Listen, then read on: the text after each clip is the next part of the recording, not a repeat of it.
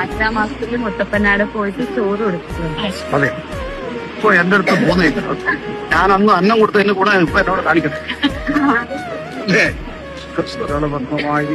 എന്റെ തമ്പുരാനൊക്കെ ശിക്ഷ കിട്ടിയതാകുമ്പോ വിശ്വപ്പെടുത്താൻ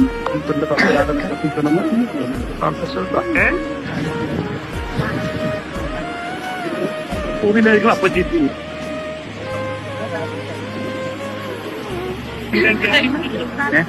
നിൽക്കണ്ട നിൽക്കുന്നതിനാ വേണേ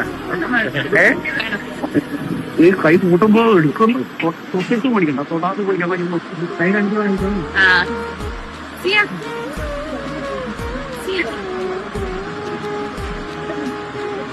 നല്ലോണം നോക്കൂലേ കരയുമ്പോ കാട്ടിൽ ചാടുക കരയുക